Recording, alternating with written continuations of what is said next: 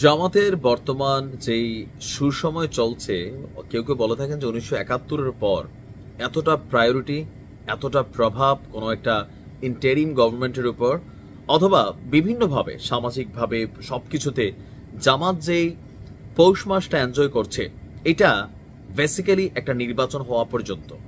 এরপর এই জিনিসগুলো আর থাকবে না।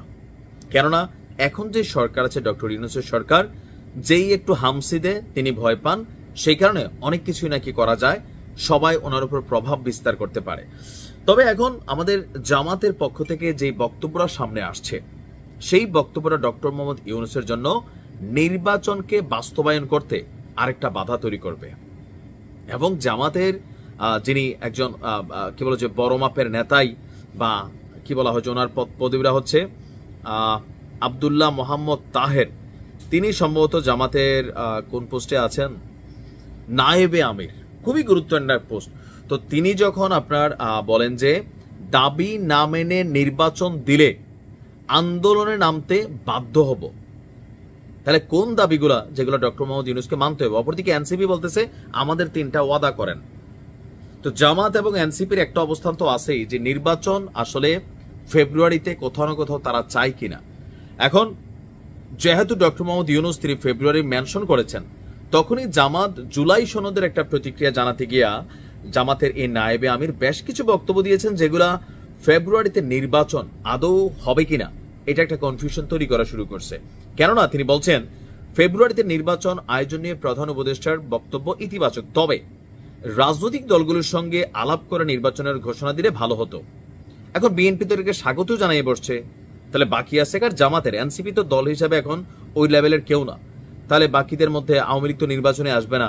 সো বিএনপি স্বাগত জানাইছে, তার মানে জামাতের এটা মনোভূত হয় নাই এবং নির্বাচন উপযোগী পরিবেশ এখনো নিশ্চিত হয়নি। তো কোন কোন দিক থেকে নিশ্চিত হয়নি সেটাও তিনি কিছুটা মেনশন করেছেন, আবার করেননি। জুলাই ঘোষণাপত্রকেও অপূর্ণাঙ্গ উল্লেখ করেছেন, হতাশা প্রকাশ করেছেন, বলছেন জনগণের প্রত্যাশার প্রতিফলন ঘটেনি। জুলাইয়ের ঘোষণাপত্র এবং সনদের আইনি ভিত্তি ডক্টর মোহাম্মদ ইউনূস খুবই কৌশলে এই বিষয়টাকে পরবর্তী সংসদের উপর কিন্তু ন্যস্ত করে দিয়েছেন। এখন জামাত বলছে না, পরবর্তী সংসদ যদি এটাকে আইনিভাবে বৈধতা না দেয় তাহলে কি হবে? এই ঘটনায় যারা জড়িত আছে প্রত্যেকে কিন্তু চাইলে পরবর্তী সময় মামলার আসামি হয়ে যাবে, আদালত থেকে তারা রেহাই পাবে না, কেননা এটার আইনি ভিত্তিটা হয় না। এই জায়গাতে জামাতের একটু ভয় আছে, কারণ সরকার পরিবর্তনের খেলায় সবচেয়ে বড় ভূমিকা রাখছে কিন্তু এই জামাত ইসলাম এবং জামাত শিবির। সো তাদের ভয়ের জায়গাটা কিন্তু বড় আকারে আছে। তো তিনি বলছেন যে এটার আইনি ভিত্তি এই অন্তর্বর্তী সরকারকে দিয়ে যেতে হবে। জুলাই সনদের ভিত্তিতে নির্বাচনই জাতির মানে আকাঙ্ক্ষা। এরপরে আরেকটা জিনিস আছে পিআর পদ্ধতি, এটা নিয়ে আমি একটা ভিডিও করছি।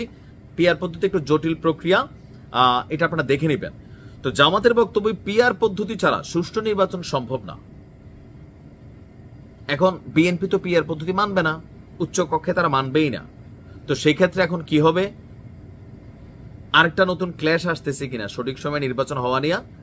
সংস্কার, গণহত্যার বিচার, সুষ্ঠু নির্বাচনের প্রত্যাশা, এই জানিয়ে তিনি বলছেন দাবি না মেনে নির্বাচন দিলে আন্দোলনে নামতে বাধ্য হবে জামায়াত। এনসিপির সাথে অনেক কিছু মিলে যায় তাদের এই দাবি দাওয়াগুলো, অথবা তাদের সাথে এনসিপির গুলো মিলে যায়। এই কারণে অনেকে মনে করেন জামাত এবং NCP team A team B, but লাস্টের বেশ কিছুদিনের ঘটনা এটা মনে হচ্ছে না। তো সবকিছু মিলিয়ে আসলে নির্বাচন ফেব্রুয়ারিতে ডক্টর ইউনূস দিতে পারবেন কিনা, না নতুন করে তিনি বাটে পড়বেন এই জামাতের কারণে অথবা এনসিপির কারণে, এটাও একটা কথা। তবে নির্বাচন ফেব্রুয়ারিতে দিবেন ডক্টর মোহাম্মদ ইউনূস যথেষ্ট বিচক্ষণ মানুষ, এই প্যারাটারা নিবে না, কারণ আন্তর্জাতিক গণমাধ্যমেও তার সরকার একটা ব্যর্থ সরকার এরকম কিন্তু নিউজ ছাপানো শুরু হয়েছে। দেখা যাক কি হয়। ভালো থাকুন।